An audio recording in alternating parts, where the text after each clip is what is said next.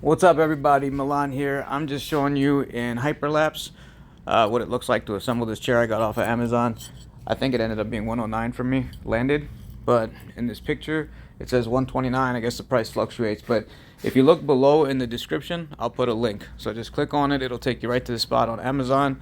This thing took me no time, as you can see from the video, to set up. This is in 10 times hyperlapse, and I'm no assembling shit type of person, so if I could do it in that short period of time, I'm sure you guys could. If you have any questions, feel free to leave it in the comments. I just thought I'd hook you up. I thought it was a hell of a bargain to have this, like, I mean, it's obviously not leather, it's some fake leather, but it looks cool. It's got a little remote control, so it very basic massaging or vibrating your neck, your back, whatever. You can recline all the way back. It's a little thin, so no offense, but if you're on the heavier side, you might not like it. I'm 195 pounds, 5'9", and suits me just fine.